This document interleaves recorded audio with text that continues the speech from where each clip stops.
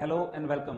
आप सभी लोगों का इस स्टॉक मार्केट के कोर्स में बहुत बहुत स्वागत है। मैं कल्पेश विठलानी आप सभी का स्वागत करता हूं। बाय क्वालिफिकेशन मैं एक चार्टर्ड अकाउंटेंट हूं और पिछले 10 सालों से स्टॉक मार्केट में ट्रेडिंग करता हूं। 5 सालों से एकदम डीपली इन्वॉल्व हूं और पिछले 1.5 साल से एक फुल टाइम स्टॉक ट्रेडर हूं और अपने घर से फुल टाइम ट्रेडिंग करता हूं और उसी से अपना घर चलाता हूं। आपको आज एक चीज़ का रियलाइज होना बहुत ज़रूरी है कि स्टॉक मार्केट में ट्रेडिंग क्यों करना है। स्टॉक मार्केट में ट्रेडिंग करने के बहुत सारे रीज़न हो सकते हैं। एक हो सकता है एक्स्ट्रा इनकम, एक हो सकता है किसी पे लोन है और लोन को रिपे करना है, और हो सकते हैं हमारे और सारे फाइनेंशियल गोल जिससे हमारी पढ़ाई को आगे बढ़ाया जा सके या हम एक अच्छी लाइफस्टाइल को मेंटेन कर सकें।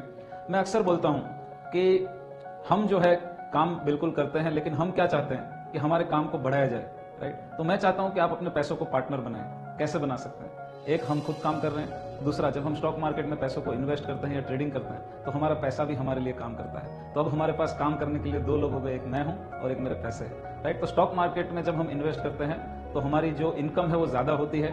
हाँ बिल्कुल, हमें इसको सीखना पड़ेगा और इसीलिए हम ये कोर्स आपके साथ लेकर आए हैं।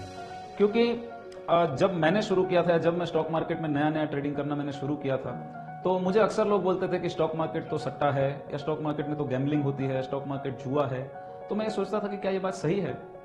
ये बात बिल्कुल सही नहीं है। स्टॉक मार्केट कोई जुआ नहीं है, स्टॉक मार्केट कोई सट्टा नहीं है, कोई गैम्बलिंग नहीं है। स्टॉक मार्केट बाकी दूसरे बिजनेसों की तरह एक बिजनेस है और इसको बिजनेस की तरह ही रन किया जाता है। और मैंने इसको सीखना शुरू किया और पिछले 10 सालों में मैंने ये फाइंड आउट किया कि ये सट्टा नहीं है, इसमें बहुत सारी अर्निंग हो सकती है और इसमें बहुत आगे बढ़ा जा सकता है। तो इसीलिए हम आपको ये कोर्स प्रेजेंट कर रहे हैं कि ये कोर्स के बाद आपको भी रियलाइज हो जाएगा कि नहीं, स्टॉक मार्केट एक बिजनेस है, ये बिल्कुल सट्टा नहीं है, इसमें आप भी काम कर सकते हैं। और जो भी इसमें सीख कर, इसमें जानकारी लेकर, प्रॉपर नॉलेज के साथ ट्रेडिंग करते हैं वो हमेशा जीतते हैं और वो हमेशा अच्छा करते हैं। हाँ, बिना जानकारी के करेंगे तो बिल्कुल उसमें दिक्कत आएगी। और दूसरा, half knowledge is always dangerous. जैसे मैंने अपने करियर की शुरुआत में कोई फॉर्मल लर्निंग नहीं किया और मैंने खुद ही ट्रेड करना शुरू किया, तो पहले 2-3 साल तो मैंने काफ़ी लॉसेस भी कर दिए और सही ढंग से ट्रेडिंग भी नहीं कर पाया। तो लर्निंग बहुत ज़रूरी है और आप इस कोर्स में हैं तो हम ये इंश्योर करेंगे कि ये कोर्स खत्म होते होते आप एक इंडिपेंडेंट स्टॉक ट्रेडर बन पाए, अपने इन्वेस्टमेंट के, अपने ट्रेडिंग के डिसीजंस खुद ले पाए, आप किसी पे डिपेंड नहीं रहे। क्योंकि इंडिया में बहुत सारे लोग हैं जो न्यूज़ चैनल देख के स्टॉक को खरीद लेते हैं या न्यूज़पेपर पढ़ के स्टॉक को खरीद लेते हैं या किसी से टिप लेना ज़्यादा पसंद करते हैं। लेकिन ये कोर्स के बाद आपको ये सारी चीज़ों की ज़रूरत नहीं पड़ेगी। आपको कोई न्यूज़ चैनल के एडवाइज़र की एडवाइस फॉलो करने की ज़रूरत नहीं है, ना आपको न्यूज़पेपर में दिए गए स्टॉक लेने हैं और ना आपको किसी से टिप लेनी है, ना किसी से सलाह लेनी है। आपको अपना डिसीजन इन्वेस्टमेंट और ट्रेडिंग के रिगार्डिंग खुद लेना है और ये आप बिल्कुल इस कोर्स के बाद ले पाएंगे। और जब ये डिसीजन आप लेंगे तो आपको अपने आप से महसूस होगा और अपने आप से लगेगा कि ये कोर्स में आकर आपने बहुत अच्छा काम कर लिया। और ये कोर्स आपको लाइफ लॉन्ग एक लर्निंग देगा। जैसे जैसे आप प्रैक्टिस करते जाएंगे वैसे वैसे आप बेटर बनते जाएंगे और जैसे जैसे आप ट्रेडिंग करते जाएंगे वैसे वैसे आपकी एक्यूरेसी, आपका रिस्क रिवॉर्ड और जो भी हम चीज़ें सिखाने वाले हैं इस कोर्स में, वो सारी चीज़ों में आप मास्टर बनते जाएंगे। क्या क्या सीखेंगे हम सीखेंगे इंडियन स्टॉक मार्केट क्या है, स्टॉक मार्केट की हिस्ट्री क्या है, चार्ट्स क्या होते हैं, चार्ट को एनालाइज कैसे किया जाता है, डाउ थियरी क्या है, कौन कौन से पैटर्न्स होते हैं, ट्रेडिंग कैसे करनी है, बाय कैसे करना है, सेल कैसे करना है और उससे भी ज़्यादा कितना बाय करना है और कितना नहीं करना है, कब एग्जिट करना है, कब बाहर आ जाना है। तो ऐसे बहुत सारे जो पॉइंट्स है जो आपको इकट्ठा मिलना बहुत मुश्किल है, वो सारी चीज़ें हम इस कोर्स में कवर करेंगे ताकि आपको एकदम अच्छे से स्टेप बाय स्टेप गाइडेंस मिले और आप खुद अपने डिसीजन लेकर आगे बढ़ पाओ। ठीक है, तो इस वीडियो में आपको एक चीज़ मैं एक्सप्लेन करता हूँ कि स्टॉक मार्केट क्यों बना। एक छोटा सा एग्जाम्पल बताता हूँ कि जैसे समझ लो कि मेरा एक एग्जाम्पल लो या एक रमेश है। तो रमेश एक इंसान है जिनका गारमेंट का शॉप है और गारमेंट का शॉप उनका एक छोटे से शहर में है और काफ़ी अच्छा चलता है और वो गारमेंट मैन्युफैक्चर भी करते हैं। तो वो तरह तरह के डिज़ाइनर गारमेंट्स बनाते हैं और एक छोटे से शहर में बेचते हैं। उनका बिजनेस काफ़ी अच्छा चलता है, वो प्रॉफिटेबल भी है। अब वो चाहते हैं कि इस बिजनेस को एक्सपैंड करना है अपने स्टेट में, उसके बाद अपने कंट्री में और उसके बाद वर्ल्ड वाइड। तो इसके लिए बहुत सारे और शोरूम ओपन करने पड़ेंगे, बहुत सारी मैन्युफैक्चरिंग फैसिलिटीज़ को बढ़ाना पड़ेगा और इसके लिए लगेगा पैसा। अब मार्केट से जब पैसा आपको चाहिए, मतलब जैसे रमेश को चाहिए पैसा, अब रमेश जी को जब पैसों की रिक्वायरमेंट है तो पैसे कैसे आ सकते हैं?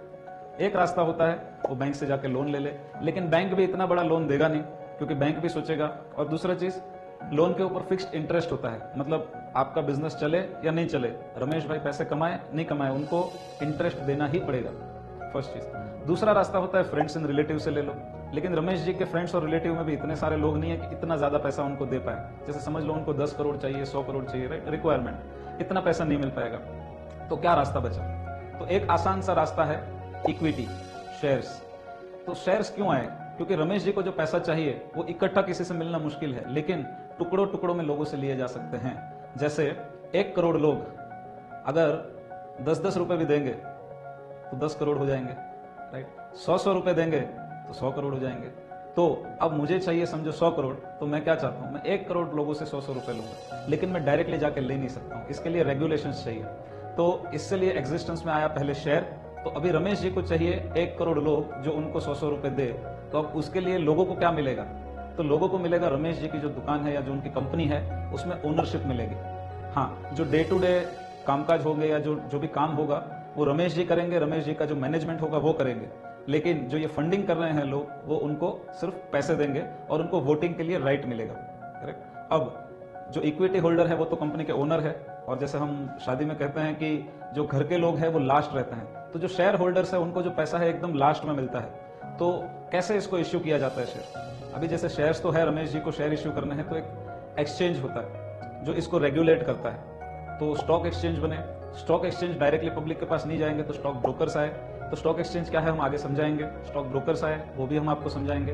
और स्टॉक ब्रोकर के पास होते हैं लोग, और लोग करते हैं एप्लीकेशन। तो लोग एप्लीकेशन करते हैं, किसी को 10 शेयर की, किसी को 50 शेयर की, और लोग अपने अपने हिसाब से ब्रोकर के थ्रू एप्लीकेशन करते हैं। एक्सचेंज के थ्रू रमेश जी की जो कंपनी है वो कंपनी के उनको शेयर मिलते हैं।